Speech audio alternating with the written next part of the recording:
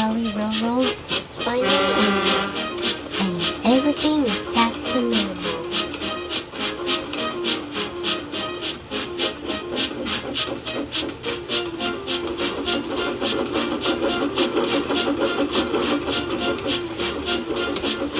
The other trains have started working on the Clinchfield, and Jessica, the Clinchfield 311, is approaching the same bridge where she has finally found peace.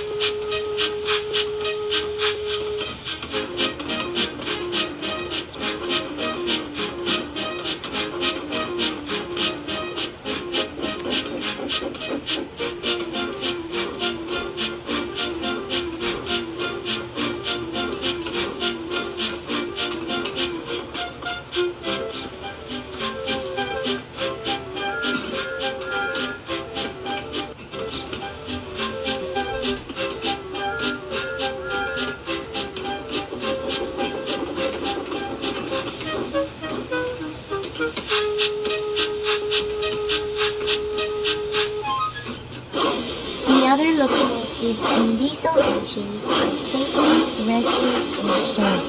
After a long day of work, their boilers cooling and engines quiet as the sun sets over the railway yard. The next morning,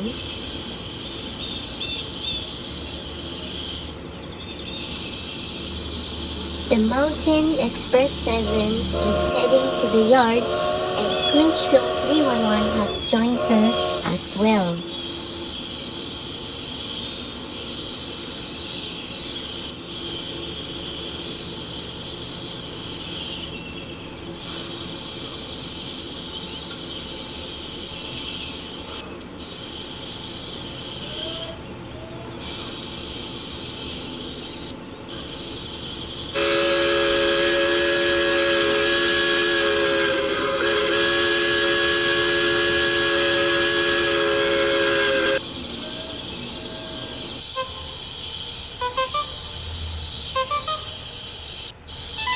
So, Mountain Express 7, what did the controller say?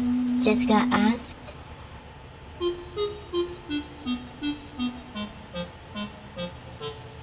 The controller said that we'll be hauling the coaches tonight to their final destination in America. Mountain Express number 7 said, then began talking with her friends about how they would prepare for the long journey ahead. Together, they started making a detailed plan on how to reach their final destination, discussing the routes they would take, the stops along the way, and how to ensure that everything went smoothly throughout the night.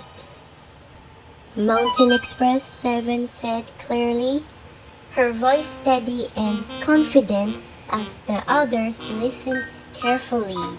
She wanted to make sure everyone understood the plan and their responsibilities for their long journey ahead. Daniel, the locomotive, said, are we going to a birthday party or Valentine's Day? He asked curiously, tilting his head a little. Mountain Express 7 laughed and replied, no, silly. We're going on a long trip, not a party.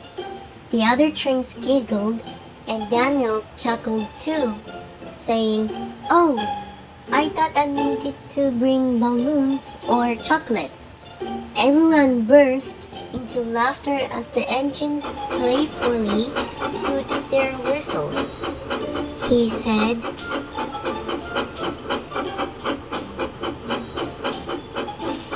Jessica, the Clinchfield 311, moved closer to couple with Daniel to help him calm down.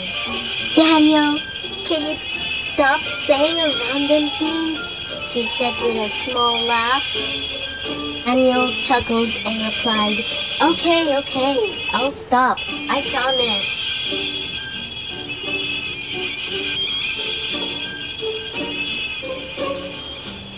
So they went back to Mountain Express's plan and listened closely.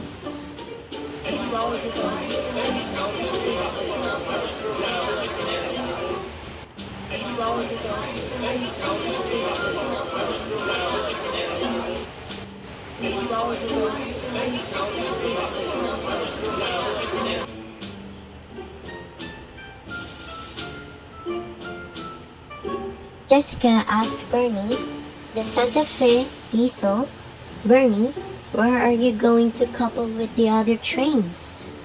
"Chicken sandwich," said Bernie suddenly. Jessica blinked and confused. "Huh?" he asked, moving closer to Bernie. "Bernie, are you joking on me?" Bernie laughed and replied, "I'm just kidding." Jessica rolled her eyes with a small smile, then went back to her spot on the rail while the others chuckled at Bernie's silly joke. Daniel suddenly started saying random things again to Mountain Express 7. "You're being silly again, Daniel. Here, Daniel, drink this before you get thirstier for more nonsense." Okay, Daniel burst out laughing. I'll stop before you make me swim in that boxcar. Mountain Express 7 finally began explaining her plan. "Alright guys, let's start now." While Daniel is still busy drinking that boxcar full of water, she said with a chuckle. Daniel, pretending to sip from the boxcar, made slurping sounds and said, "Ah, refreshing. I think I'm turning into a water train." Jessica giggled. "Careful, Daniel. If you drink too much, you might start spraying steam like a fountain." Everyone laughed so hard before they finally settled down to listen to Mountain Express 7's plan.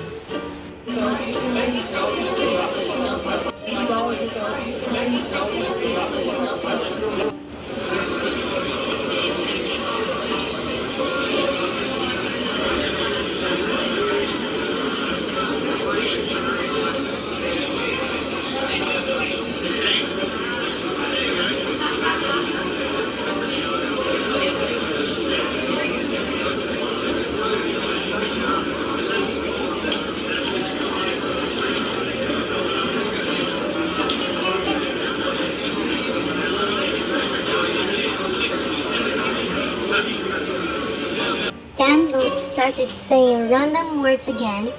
"Pancake wheels, flying cabooses, rainbow tracks," he shouted excitedly. "Daniel, will you please stop saying random words? They're starting to get inside of my head," Jessica said. "Ah, same here, Jessica," Mountain Express 7 said.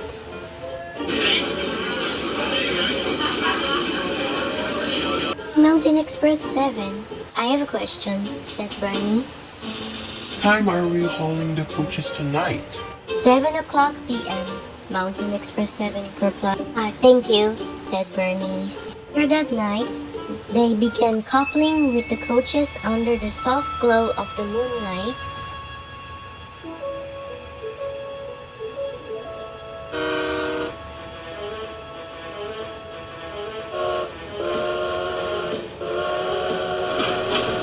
Mountain Express 7, Daniel, Jessica, and Bernie started hauling their coaches together onto the mainland that night.